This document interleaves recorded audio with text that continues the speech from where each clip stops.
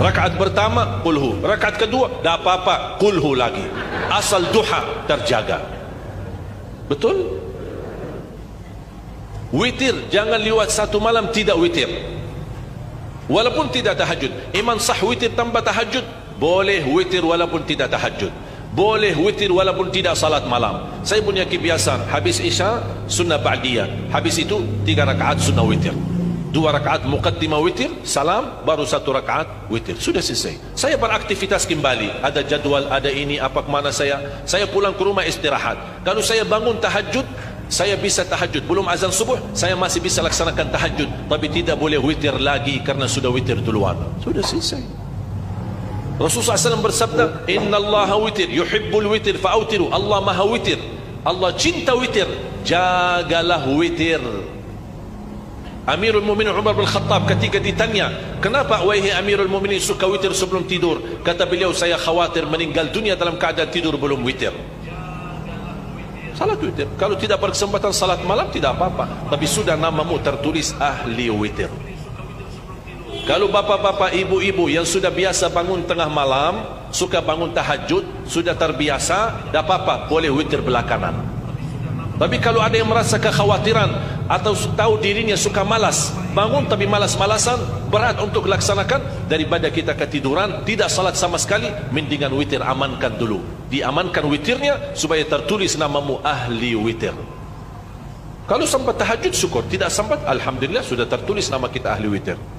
Termasuk baca Quran, sedekah subuh, termasuk amalan yang sangat mudah tapi sangat terbaik dan agung manfaatnya, bahkan dahsyat balasan Allah. Kenapa sedekah subuh lebih istimewa daripada sedekah di waktu lain? Saya meyakini dan tidak diragukan, orang Indonesia paling suka bersedekah. Setiap majlis ta'lim, setiap ada acara kegiatan majlis ta'lim atau kota amal di waktu Jumat, dimanapun ada orang Indonesia pasti suka bersedekah, beramal saleh, mengisi kota amal. Tapi yang perlu diperhatikan pertama sedekah subuh. Kenapa sedekah subuh lebih istimewa? Karena ada malaikat yang Allah turunkan, tugasnya cuma satu, mendoakan orang yang bersedekah di subuh hari. Siapa yang tidak mau doa malaikat? Yang kedua, di subuh hari selalu kita bersedekah, termasuk di waktu subuh maupun di waktu lain. Sering saya memperhatikan jarang jamaah menggunakan doa sesudah sedekah. Padahal doa sesudah sedekah atau sedekah disertai doa dahsyat, bahkan doa terjamin makbul. Saya harap mulai hari ini sudah siapkan kota amal di rumah. Bapa punya 1, istri punya 1, anak-anak masing punya 1. Apa itu botol, apa itu kaling, apa itu kotak, terserah. Setiap waktu subuh sebelum beraktivitas isi sedekahnya. Kalau bisa isi disertai doa, pasti banyak hajat bapak ibu. Ya Allah, dengan berkat sedekah ini sembuhkan kedua orang tuaku kalau sakit. Ya Allah, dengan berkat sedekah ini sembuhkan penyakitku, sudah lama saya menderita sakit belum bisa sembuh. Ya Allah, dengan berkat sedekah ini karuniailah kepada aku dan keturunanku menjadi penghafal Al-Quran. Ya Allah, dengan berkat sedekah ini berikan kemudahan bisa ke tanah suci haji dan umrah dan ziarah Nabi Muhammad sallallahu alaihi wasallam. Ya Allah, dengan berkat sedekah ini anakku sedang ujian, termasuk anak-anak, ajarin anak isi sedekah, anak doa, ya Allah saya lagi ujian, mudahkan ujian saya. Ya Allah, dengan berkat sedekah ini titipkan pahala sedekahku untuk kedua orang tuaku. Itu juga boleh, tetapi tolong disesuaikan. Jangan sedekahnya koin-koin tapi doanya sampai terbit matahari. Malu sama Allah. Kelamaan kata malaikat doanya, padahal sedekahnya teng teng teng. Kalau saya usulkan 1 kali sedekah 1 kali hajat. Termasuk anak-anak muda yang sedang melamar kerjaan, isi sedekahnya, ya Allah mohon dengan berkat sedekah ini mudahkan lamaran kerjaan saya supaya diterima, menjadi kerjaan yang membawa rezeki yang halal. Termasuk jodoh, termasuk keluarga yang sudah lama menikah belum punya keturunan. Saya punya teman 17 tahun tidak punya keturunan, dia menggunakan sedekah subuh sama istighfar, alhamdulillah 6 bulan kemudian beliau telefon saya, istrinya hamil. Saya sendiri 13 tahun tidak punya keturunan, secara medis normal, sehat, tidak ada masalah, 13 tahun tidak punya anak. Saya menggunakan rutin sedekah subuh, alhamdulillah diberikan oleh Allah Subhanahu wa taala 3 anak. Kalau istri baru 1. Dahsyat manfaatnya sedekah subuh untuk hajat kita. Kapan saja Bapak Ibu bersedekah, jangankan hanya sedekah subuh. Kalau bisa sedekah subuh menjadi amal ibadah yang tetap. Selain sedekah subuh, kalau anda gunakan sedekah dimanapun, termasuk di hari Jumat, isi kota amal, jangan lupa disertai doa. Sebutkan hajatmu. Siap? Kira-kira mudah? Apa yang saya berikan bisa difahami? Mudah diingat? Mudah dihafal? Mudah diamalkan? InsyaAllah masuk surga. Saya hanya mampu mendoakan dan mengajak dalam kesempatan ini semua jamaah, ayo mari kita sama-sama. Karena saya merasa Al-Quran ini bukan milik keluarga Ali Jabir, tapi Al-Quran milik kita bersama. InsyaAllah kita bersama-sama mampu mewujudkan 1 juta penghafal Al-Quran. Kalau besok kita dipanggil oleh Allah Subhanahu Wa Taala duluan, InsyaAllah kuburan kita yang sempit dan gelap Allah jadikan lubang, dan juga Allah jadikan raudhah min riyadil jannah, taman dari taman surga. Dan Allah salurkan cahaya. Kita tanya sama malaikat, itu cahaya dari mana? Ternyata para penghafal Al-Quran yang kita bina, Allah salurkan bacaan-bacaan mereka sampai kita di hari kiamat. Ingat Bapak Ibu, kita di alam kubur, di tempat yang gelap dan sempit, bakal lebih lama usia kita di kubur daripada usia kita di dunia. Kita aja di dunia yang begitu luas merasa kesempitan. Bagaimana nanti kalau di kuburan sendiri memang dia dalam kondisi sempit. Kalau kita ingin merubah kun fayakun, kuburan kita menjadi taman dari taman surga, kita tidak akan mampu kecuali dengan amal saleh atau sedekah jariah yang kita titipkan, yang Allah salurkan pahalanya terus. Anda bisa di dalam kubur 200 tahun, bisa 300 tahun, bisa 500 tahun, tapi bisa menjadi nikmat bagimu. Orang yang di atas mendoakanmu, tapi Anda berkata, hei, kalian tidak tahu saya lagi gembira, lagi bahagia, lagi berada di taman surga. Allah tunjukkan di dalam kuburannya, sebagaimana bersabda Rasulullah SAW, Allah bukakan satu pintu di kanan kuburannya, Allah tunjukkan posisimu di dalam surga. Disitulah kata orang mukmin, ya Allah, mohon segerakan hari kiamat. Tapi ada orang lain yang tidak pernah punya perjuangan, yang tidak pernah memperhatikan Al-Quran, bahkan jauh dari amalan ibadahnya. Allah bukakan nasibnya pintu dari neraka, dan dia berkata, ya Allah, jangan bangkitnya hari kiamat, cukup saya di sini. Na'udzubillahi min dzalik. Tinggal kita milih Bapak Ibu. Allah tidak pernah maksa. Allah tidak pernah maksa. Allah hanya menawarkan 10 kebaikan. Setiap kita bersedekah, Allah lipatkan 10 kali ganda. Tapi Allah tidak pernah memaksa. Syaitan pun tidak pernah memaksa untuk menghambatkan diri untuk berjuang. Syaitan tidak pernah, hanya syaitan mengajak kita kepada dosa, mengajak kita kepada keburukan, tapi tidak pernah maksa, tidak pernah mukul untuk kita berbuat salah dan dosa. Allah sama juga, tidak pernah maksa, tapi Allah menawarkan. Bahkan Allah ingin kita bisa menjadi orang yang sami'na wa ata'na, karena manfaatnya bukan untuk Allah, tapi manfaatnya kembali kepada diri sendiri. Man amila salihan falinafsihi wa man asaa fa'alaiha. Barang siapa yang beramal salih, kembali manfaatnya kepada dirinya. Barang siapa yang berbuat buruk, kembali buruknya kepada dirinya. Tinggal kita milih. Dan saya yakin Bapak Ibu pasti akan memilih berbisnis sama Allah dan meyakinkan kebaikan yang akan membawa kita bahagia dan selamat dunia akhirat.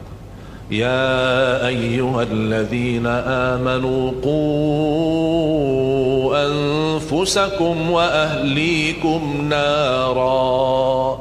Itulah masa depan. Bukan tempatan university yang terbaik, bukan rumah yang mewah, bukan mobil yang istimewa, bukan kehidupan yang layak atau kehidupan yang foya-foya, tapi masa depan keluarga, termasuk diri kita. Qu anfusakum wa ahlikum nara. Lindungilah dirimu dan keluargamu dari siksa neraka Jahannam.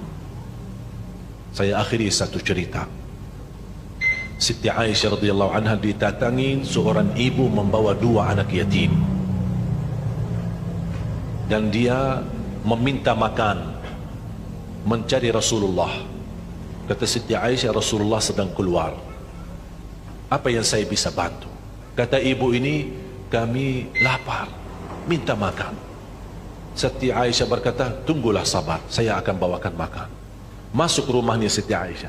Kira-kira apa Siti Aisyah bawa makanan? Tidak ada makanan apa-apa di rumah Rasulullah. Cuman yang dia temukan adalah 3 biji kurma. Itu makanan Rasulullah, tidak ada apa-apa. Tidak ada kulkas yang bisa simpan makanan. Sekarang kita pulang ke rumah, alhamdulillah banyak rezeki di dalam rumah kita. Macam buah-buahan, macam makanan cemilan aja, Masya Allah. Orang Indonesia sudah biasa masuk rumahnya makan cemilan aja di mana-mana, di meja ruang tamu, di meja kamar tidur, di meja dapur, tinggal aja meja masuk WC.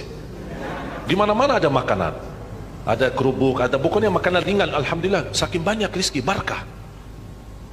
Siti Aisyah membawa kurma karena ibu sama anak dua yatim, dia kasih satu-satu masing-masing. Anak-anak duluan makan kurmanya. Ibu begitu mau makan, anak-anak masih minta lagi. Lapar mah, ya lapar.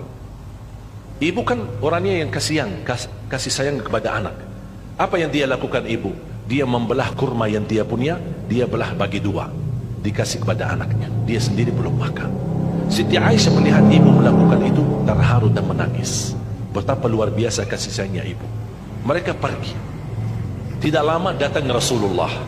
Siti Aisyah menceritakan, ya Rasulullah, baru terjadi di hadapan Aisyah sebuah cerita yang istimewa. Kata Rasul, coba cerita apa? Siti Aisyah menceritakan apa yang terjadi. Apa kata Rasulullah? Wahai Aisyah, kamu kagumi berbuat ibu terhadap anaknya? Kamu senang apa yang dilakukan ibu sambil membelah kurma membagi dua? Ketahuilah wahai Aisyah, Allah lebih senang terhadap perilaku ibu itu. Allah lebih senang, jangan Aisyah, Allah lebih senang. Sampai Rasulullah bersabda, ibu itu gara-gara separuh kurma yang dia bagikan kepada anaknya, dia belah kurma dibagikan, kata Rasulullah, ketahui wahai Aisyah, Allah selamatkan ibu dari neraka Jahannam gara-gara separuh kurma itu. Sampai Rasul di ujung hadis, ittaqun nara walau bisyiqqi tamrah, bertakwalah kepada Allah terhadap api neraka walaupun dengan separuh kurma. Separuh kurma bisa kita selamat dari siksa neraka. Kira-kira gimana yang membagikan kurma buat buka puasa? Gimana yang menghadiahkan bok nasi? Gimana yang menghadiahkan puluhan bok nasi? Gimana yang menghadiahkan membina anak penghafal Al-Quran? Coba, kalau separuh kurma berharga di sisi Allah, gimana berjuangan? Ada orang wakaf tanahnya, ada orang wakafkan rumahnya, ada orang wakafkan hartanya. Luar biasa pahalanya di sisi Allah, bukan sia-sia. Wallahi bapak ibu yang berbisnis sama Allah tidak akan rugi. Surat Fatir ayat 29 dan 30, silahkan bapak ibu nanti pulang. Saya tidak akan baca dan tidak akan baca terjemahannya, tapi saya minta bapak ibu silahkan anda baca ayat itu dan buka Al-Quran dan belajari artinya. Surat Fatir surah 35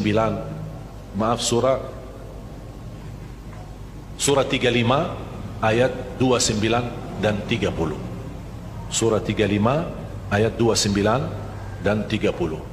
Coba baca artinya, insya Allah sangat bermanfaat. Dan mudah-mudahan di situ ada 3 amalan yang sangat indah. Mudah-mudahan bisa kita amalkan dan bisa kita gunakan.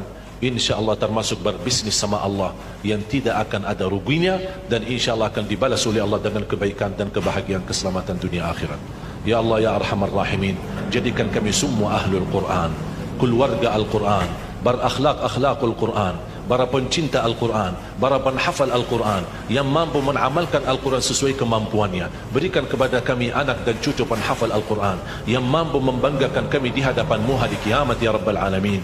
Ya Allah, atas izin-Mu kami bersama-sama kumpul di masjid ini. Berilah kepada kami kemuliaan, sama-sama bertemu kembali di dalam surga-Mu ya Allah bersama Nabi Muhammad sallallahu alaihi wasallam. Ya Allah, berkahi rezeki kami, panjangkan umur kami, sihatkan badan kami, berikan kemudahan bisa ke tanah suci haji dan umrah dan ziarah Nabi Muhammad sallallahu alaihi wasallam. Ya Allah ya Arhamar Rahimin, aku mohon untuk semua jemaah yang hadir, selepas majlis ini masing-masing pulang sudah diampuni segala dosanya, disucikan hatinya, dibersihkan jiwanya, diselamatkan setiap langkah-langkahnya, dikabulkan segala hajatnya, dimudahkan segala urusannya, dipanjangkan umurnya dalam taat kepada Allah, di akhir hayatnya dengan husnul khatimah. Ighfir lana wa liwalidina wa li jami'il muslimina wal muslimat wal mu'minina wal mu'minat al ahya'i minhum wal amwat. Rabbana atina fid dunya hasanah wa fil akhirati hasanah wa qina adzaban nar. Wa sallallahu ala sayyidina wa nabiyina Muhammad wa ala alihi wa sahbihi baraka wa sallam walhamdulillahi rabbil alamin. Masa gara-gara tidak hafal wasyamsi wa duhaha wa duha tidak salat duha? Walaupun tidak hafal, mohon maaf, hafal qulhu, baca qulhu. Rakaat pertama qulhu, rakaat kedua tak apa-apa, qulhu lagi. Asal duha terjaga. Betul? Witir, jangan lewat satu malam tidak witir. Walaupun tidak tahajud. Iman sah witir tanpa tahajud? Boleh witir walaupun tidak tahajud. Boleh witir walaupun tidak salat malam. Saya punya kebiasaan, habis isya sunnah ba'diyah, habis itu 3 rakaat sunnah witir, 2 rakaat muqaddimah witir, salam, baru 1 rakaat witir, sudah selesai. Saya beraktivitas kembali, ada jadwal, ada ini, apa kemana saya pulang ke rumah istirahat. Kalau saya bangun tahajud, saya bisa tahajud, belum azan subuh saya masih bisa laksanakan tahajud, tapi tidak boleh witir lagi karena sudah witir duluan, sudah selesai. Rasulullah SAW bersabda, Inna Allah witir, yuhibbul witir, fa'autiru. Allah maha witir, Allah cinta witir, jagalah witir. Amirul Mu'minin Umar bin Khattab ketika ditanya, kenapa wahai Amirul Mu'minin suka witir sebelum tidur? Kata beliau, saya khawatir meninggal dunia dalam keadaan tidur belum witir. Salat witir, kalau tidak berkesempatan salat malam tidak apa-apa, tapi sudah namamu tertulis ahli witir. Kalau bapak-bapak, ibu-ibu yang sudah biasa bangun tengah malam, suka bangun tahajud, sudah terbiasa, tidak apa-apa, boleh witir belakangan. Tapi kalau ada yang merasa kekhawatiran atau tahu dirinya suka malas, bangun tapi malas-malasan, berat untuk laksanakan, daripada kita ketiduran, tidak salat sama sekali, mendingan witir amankan dulu. Diamankan witirnya supaya tertulis namamu ahli witir. Kalau sempat tahajud syukur, tidak sempat, alhamdulillah sudah tertulis nama kita ahli witir. Termasuk baca Quran, sedekah subuh, termasuk amalan yang sangat mudah tapi sangat terbaik dan agung manfaatnya, bahkan dahsyat balasan Allah. Kenapa sedekah subuh lebih istimewa daripada sedekah di waktu lain? Saya meyakini dan tidak diragukan, orang Indonesia paling suka bersedekah. Setiap majlis ta'lim, setiap ada acara kegiatan majlis ta'lim atau kota amal di waktu Jumat, dimanapun ada orang Indonesia pasti suka bersedekah, beramal saleh, mengisi kota amal. Tapi yang perlu diperhatikan pertama sedekah subuh. Kenapa sedekah subuh lebih istimewa? Karena ada malaikat yang Allah turunkan, tugasnya cuma satu, mendoakan orang yang bersedekah di subuh hari. Siapa yang tidak mau doa malaikat? Yang kedua, di subuh hari selalu kita bersedekah, termasuk di waktu subuh maupun di waktu lain. Sering saya memperhatikan jarang jamaah menggunakan doa sesudah sedekah. Padahal doa sesudah sedekah atau sedekah disertai doa dahsyat, bahkan doa terjamin makbul. Saya harap mulai hari ini sudah siapkan kotak amal di rumah. Bapa punya satu, istri punya satu, anak-anak masing punya satu. Apa itu botol, apa itu kaling, apa itu kotak, terserah. Setiap waktu subuh sebelum beraktivitas isi sedekahnya. Kalau bisa isi disertai doa, pasti banyak hajat bapak ibu. Ya Allah, dengan berkat sedekah ini sembuhkan kedua orang tuaku kalau sakit. Ya Allah, dengan berkat sedekah ini sembuhkan penyakitku, sudah lama saya menderita sakit belum bisa sembuh. Ya Allah, dengan berkat sedekah ini karuniailah kepada aku dan keturunanku menjadi penghafal Al-Quran. Ya Allah, dengan berkat sedekah ini berikan kemudahan bisa ke tanah suci haji dan umrah dan ziarah Nabi Muhammad sallallahu alaihi wasallam. Ya Allah, dengan berkat sedekah ini anakku sedang ujian, termasuk anak-anak, ajarin anak isi sedekah, anak doa, ya Allah saya lagi ujian, mudahkan ujian saya. Ya Allah, dengan berkat sedekah ini titipkan pahala sedekahku untuk kedua orang tuaku, itu juga boleh. Tetapi tolong disesuaikan, jangan sedekahnya koin-koin tapi doanya sampai terbit matahari. Malu sama Allah. Kelamaan kata malaikat doanya, padahal sedekahnya deng deng deng. Kalau saya usulkan 1 kali sedekah 1 kali hajat. Termasuk anak-anak muda yang sedang melamar kerjaan, isi sedekahnya, ya Allah mohon dengan berkat sedekah ini mudahkan lamaran kerjaan saya supaya diterima, menjadi kerjaan yang membawa rezeki yang halal. Termasuk jodoh, termasuk keluarga yang sudah lama menikah belum punya keturunan. Saya punya teman 17 tahun tidak punya keturunan, dia menggunakan sedekah subuh sama istighfar, alhamdulillah 6 bulan kemudian beliau telefon saya, istrinya hamil. Saya sendiri 13 tahun tidak punya keturunan, secara medis normal, sehat, tidak ada masalah, 13 tahun tidak punya anak. Saya menggunakan rutin sedekah subuh, alhamdulillah diberikan oleh Allah Subhanahu wa taala 3 anak. Kalau istri baru 1. Dahsyat manfaatnya sedekah subuh untuk hajat kita. Kapan saja bapak ibu bersedekah, jangankan hanya sedekah subuh, kalau bisa sedekah subuh menjadi amal ibadah yang tetap. Selain sedekah subuh, kalau anda gunakan sedekah dimanapun, termasuk di hari Jumat, isi kotak amal, jangan lupa disertai doa. Sebutkan hajatmu. Siap? Kira-kira mudah? Apa yang saya berikan bisa difahami? Mudah diingat? Mudah dihafal? Mudah diamalkan? InsyaAllah masuk surga. Saya hanya mampu mendoakan dan mengajak dalam kesempatan ini semua jamaah, ayo mari kita sama-sama. Karena saya merasa Al-Quran ini bukan milik keluarga Ali Jabir, tapi Al-Quran milik kita bersama. InsyaAllah kita bersama-sama mampu mewujudkan 1 juta penghafal Al-Quran. Kalau besok kita dipanggil oleh Allah Subhanahu Wa Taala duluan, InsyaAllah kuburan kita yang sempit dan gelap Allah jadikan lubang, dan juga Allah jadikan Raudhah min Riyadil Jannah, taman dari taman surga. Dan Allah salurkan cahaya. Kita tanya sama malaikat, itu cahaya dari mana? Ternyata para penghafal Al-Quran yang kita bina, Allah salurkan bacaan-bacaan mereka sampai kita di hari kiamat. Ingat Bapak Ibu, kita di alam kubur, di tempat yang gelap dan sempit, bakal lebih lama usia kita di kubur daripada usia kita di dunia. Kita aja di dunia yang begitu luas merasa kesempitan. Bagaimana nanti kalau di kuburan sendiri memang dia dalam kondisi sempit.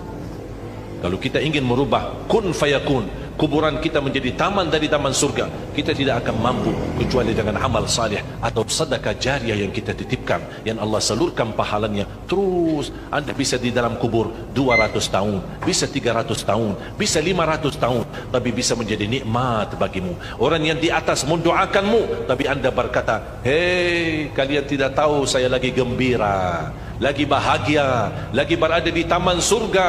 Allah tunjukkan di dalam kuburannya, sebagaimana bersabda Rasulullah SAW, Allah bukakan satu pintu di kanan kuburannya, Allah tunjukkan posisimu di dalam surga. Disitulah kata orang mukmin, ya Allah, mohon segerakan hari kiamat. Tapi ada orang lain yang tidak pernah punya perjuangan, yang tidak pernah memperhatikan Al-Quran, bahkan jauh dari amalan ibadahnya. Allah bukakan nasibnya pintu dari neraka, dan dia berkata, ya Allah, jangan bangkitnya hari kiamat, cukup saya di sini. Na'udzubillahi min zalik. Tinggal kita milih Bapak Ibu. Allah tidak pernah maksa.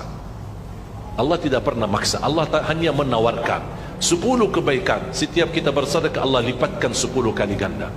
Tapi Allah tidak pernah memaksa.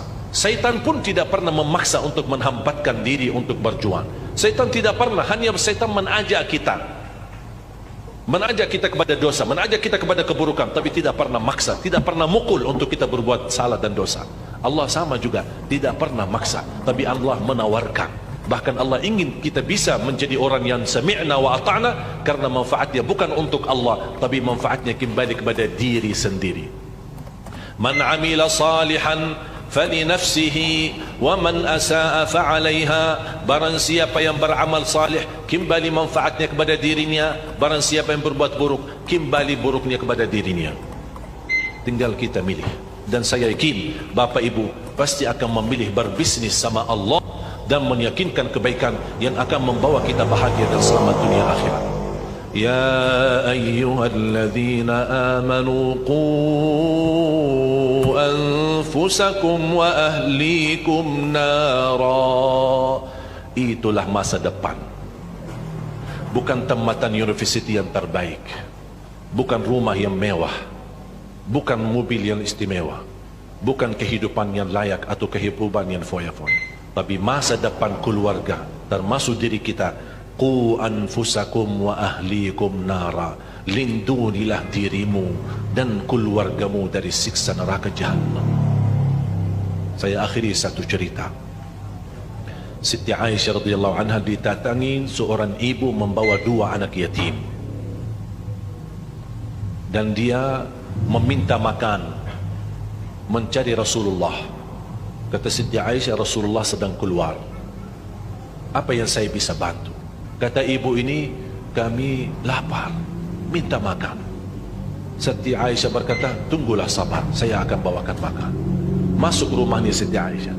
Kira-kira apa Siti Aisyah bawa makanan? Tidak ada makanan apa-apa di rumah Rasulullah. Cuman yang dia temukan adalah 3 biji kurma. Itu makanan Rasulullah, tidak ada apa-apa. Tidak ada kulkas yang bisa simpan makanan. Sekarang kita pulang ke rumah, alhamdulillah banyak rezeki di dalam rumah kita. Macam buah-buahan, macam makanan cemilan aja, Masya Allah. Orang Indonesia sudah biasa masuk rumahnya makan cemilan itu di mana-mana, di meja ruang tamu, di meja kamar tidur, di meja dapur.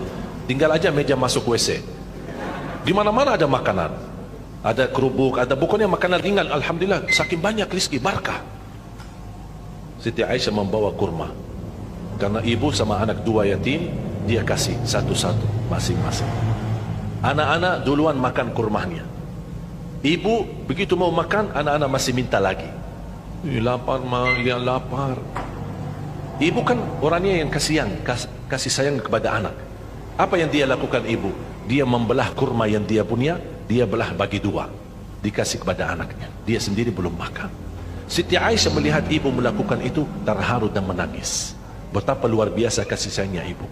Mereka pergi. Tidak lama datang Rasulullah. Siti Aisyah menceritakan, ya Rasulullah, baru terjadi di hadapan Aisyah sebuah cerita yang istimewa. Kata Rasul, coba cerita apa? Siti Aisyah menceritakan apa yang terjadi. Apa kata Rasulullah? Wahai Aisyah, kamu kagumi berbuat ibu terhadap anaknya? Kamu senang apa yang dilakukan ibu sambil membelah kurma membagi dua? Ketahuilah wahai Aisyah, Allah lebih senang terhadap perilaku ibu itu.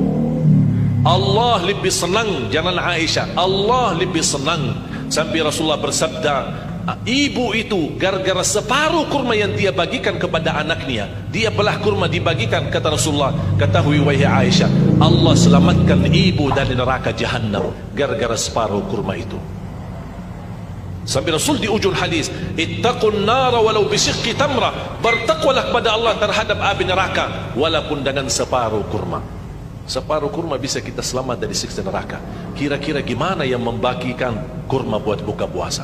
Gimana yang menghadiahkan bok nasi? Gimana yang menghadiahkan puluhan bok nasi? Gimana yang menghadiahkan membina anak penghafal Al-Quran? Coba, kalau separuh kurma berharga di sisi Allah, gimana berjuangan? Ada orang wakaf tanahnya, ada orang wakafkan rumahnya, ada orang wakafkan hartanya. Luar biasa pahalanya di sisi Allah, bukan sia-sia. Wallahi bapak ibu yang berbisnis sama Allah tidak akan rugi. Surat Fatir ayat 29 dan 30, silahkan bapak ibu nanti pulang. Saya tidak akan baca dan tidak akan baca terjemahannya, tapi saya minta bapak ibu silahkan anda baca ayat itu dan buka Al-Quran dan belajari artinya. Surat Fatir surat 39, maaf surat 35 ayat 29 dan 30. Surat 35 ayat 29 dan 30. Coba baca artinya, insya Allah sangat bermanfaat. Dan mudah-mudahan di situ ada 3 amalan yang sangat indah. Mudah-mudahan bisa kita amalkan dan bisa kita gunakan. Insya Allah termasuk berbisnis sama Allah yang tidak akan ada ruginya, dan insya Allah akan dibalas oleh Allah dengan kebaikan dan kebahagiaan keselamatan dunia akhirat. Ya Allah ya Arhamar Rahimin, jadikan kami semua ahlul Quran, keluarga Al-Quran, berakhlak-akhlakul Quran, para pencinta Al-Quran, para penghafal Al-Quran yang mampu mengamalkan Al-Quran sesuai kemampuannya. Berikan kepada kami anak dan cucu penghafal Al-Quran yang mampu membanggakan kami di hadapan-Mu hari kiamat ya Rabbal Alamin.